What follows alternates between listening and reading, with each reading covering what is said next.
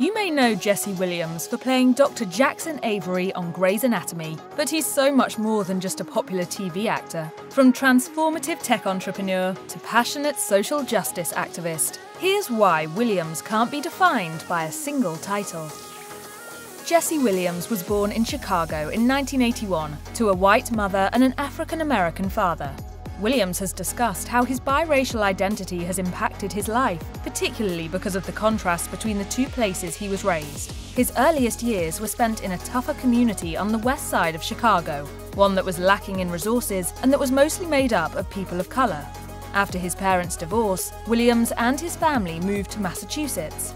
It was there that he experienced a whole new way of life. In Massachusetts, Williams attended prep school, where he played baseball, lacrosse, and soccer. He was also co-president of his high school's Black Student Union, which was made up of 12 students. As Williams told the New York Times, it was in his predominantly white Massachusetts bubble that he first came face-to-face with everyday racism. It is hard to picture Jesse Williams doing anything aside from acting, since he's such a natural at it.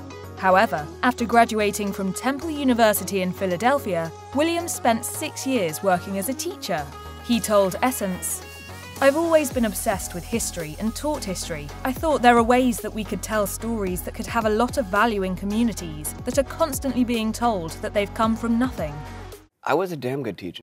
Williams decided to become a teacher because he wanted to make a difference.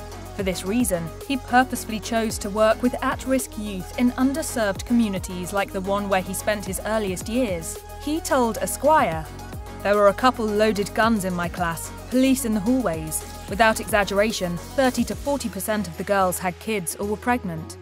In addition to teaching history and English, Williams also tutored at a local church on the weekends.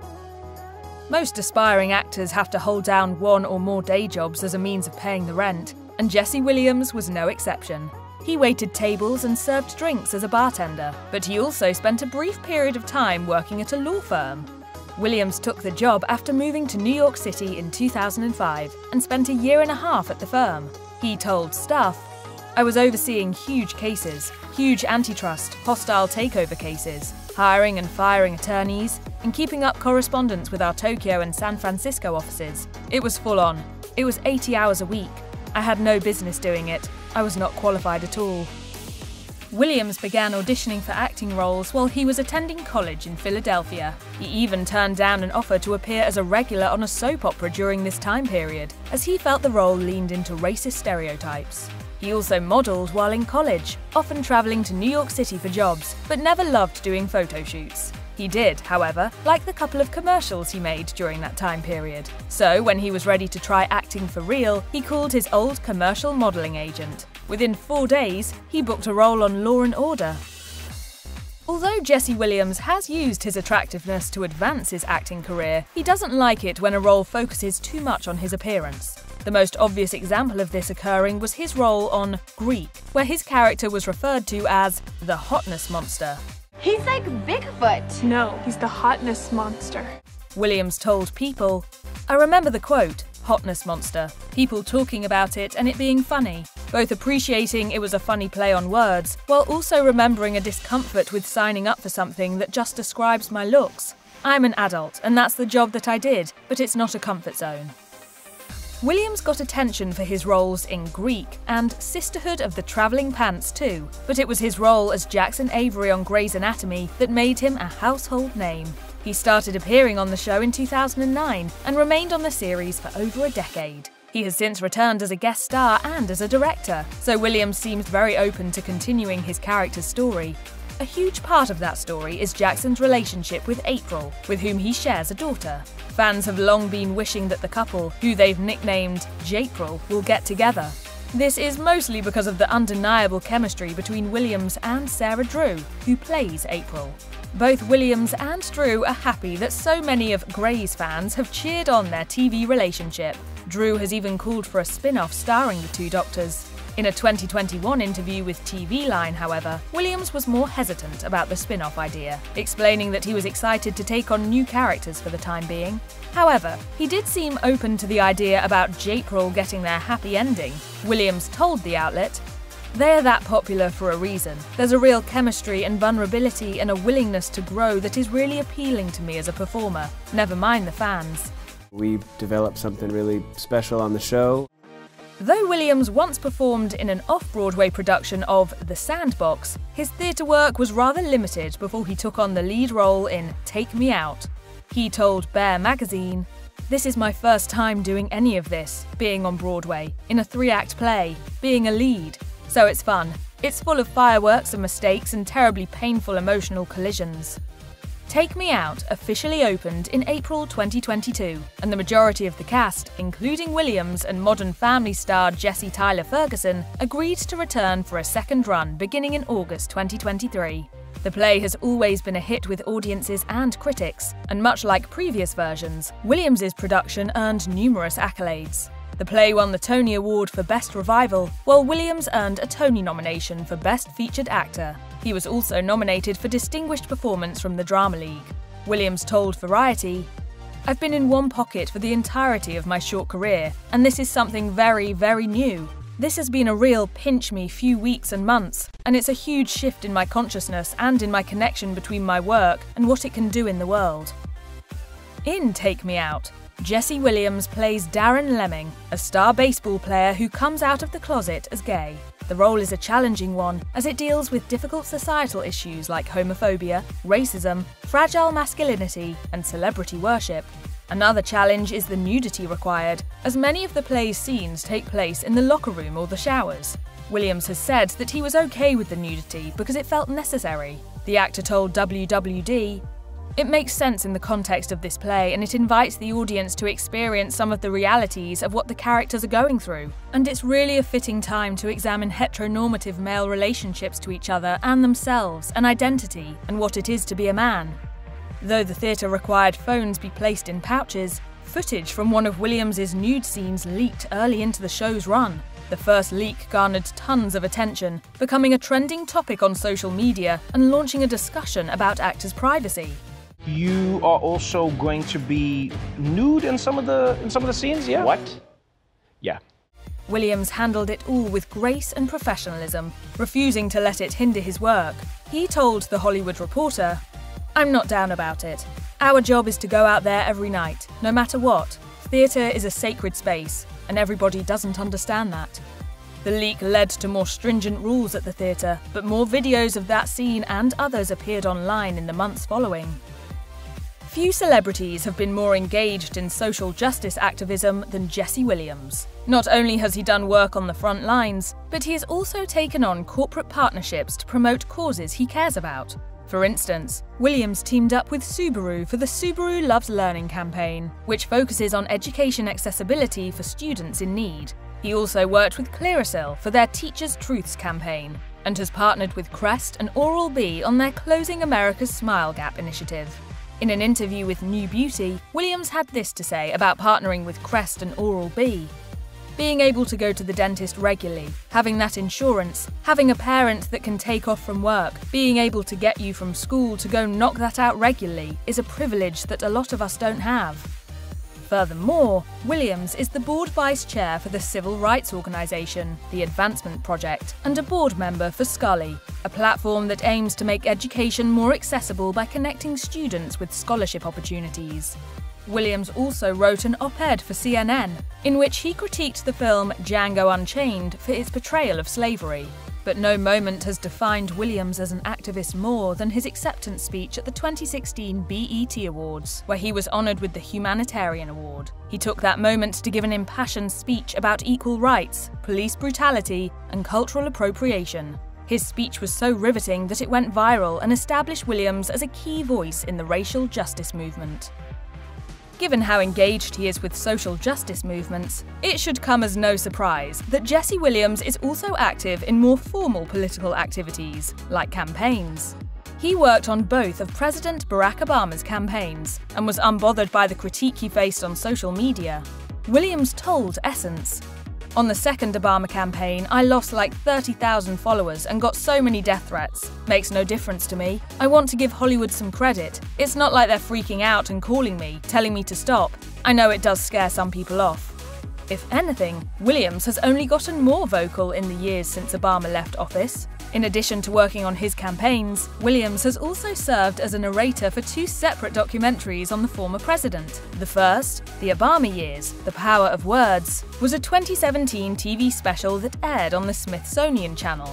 The other, Through the Fire, The Legacy of Barack Obama, also came out in 2017 and was produced as a BET News special. Williams also appeared on BET's 2016 concert special celebrating the president and his wife, Michelle. The actor expressed his admiration for the couple on the special, saying, "I would just like to publicly thank the Obamas for being such a great and lasting source of pride for all of us. We appreciate what you endure and appreciate the model that you set and the ceilings that you break."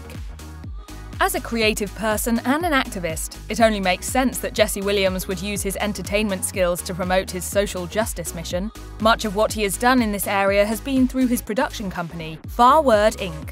According to the company's social media bio, it's focused on education, literature, transmedia, television and film. In 2016, Williams co-produced and appeared in Stay Woke, the Black Lives Matter movement, a documentary centered on the mistreatment of Black Americans and the emergence of the BLM movement. That same year, he helped produce America Divided, a series focused on economic, social and political inequality in the United States. However, Williams' biggest behind-the-scenes undertaking has been Question Bridge, Black Males, a transmedia art project. The project is on permanent display at the National Smithsonian Museum of African American History and Culture, the Harvey B. Gantt Center for African American Arts and Culture, and the Oakland Museum of California. The project, which centers on discussing and redefining Black male identity, has since evolved to include community events and educational curriculum that can be integrated into high schools. Jesse Williams is a big fan of music, and most of the artists he gravitates towards use their work to discuss larger societal messages, like inequality and justice. Williams has said that, in addition to Malcolm X, various musicians have been the inspirations for the type of activism he does. In an interview with The Atlantic, Williams explained, "Bob Marley was an incredible activist and voice and prophet in many ways. Fela Kuti, James Brown, Nina Simone, Bob Dylan." Just gods among men on this earth. He then went on to add, "Listening to them really helped me appreciate the dependence that we have on artists and storytellers as our broadcasters, as those who dictate what is reality and what has value." In a separate interview with Rolling Stone, he added the band, Neil Young and Howlin' Wolf to his list of faves. Williams also called himself a whiskey guy in that same Rolling Stone article, telling the outlet, "I enjoy the taste, obviously, but there's also this earthiness that I enjoy, both in libations, but also just in life. I'm a big nature guy, so the wood and the smokiness of whiskey is something I connect with." Despite being a big fan of whiskey, however, Williams didn't drink any alcohol while he was starring in Take Me Out.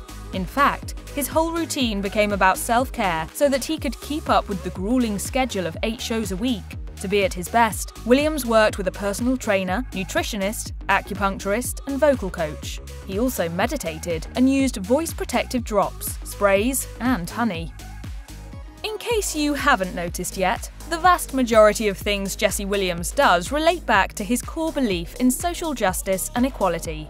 This is also true of his work in the technology field, where he has made it his mission to help create apps that are focused on inclusivity and access. In addition to being on the board of the scholarship platform Scully, Williams has also been involved in the creation of multiple apps through Visibility Media, a company he co-founded. His most recent one is Homeschooled, a trivia app about Black history that launched in March 2023. Another of Williams' tech endeavours is Ebroji. Ebroji is an interactive keyboard that contains GIFs and emojis targeted at Black people, who are often left out of mainstream tech. Williams told GQ, "Our shorthand, our slang, our terminology and our alchemy around language and current events are the driving forces of communication and creativity. What if a platform was actually designed for us?" Another app he co-founded, Celebrity, is a charades game not unlike Heads Up, but with categories such as celebrities only Black folks know and HBCUs. Jesse Williams has received plenty of media coverage thanks to his acting talent and activism work, but he has also had some less desirable coverage due to his very messy divorce, which has not always painted him in a positive light. The actor and Erin Drake Lee finalised their divorce in 2020, 3 years after their initial split. Drake Lee got both spousal and child support, and the couple agreed to shared custody of their 2 kids.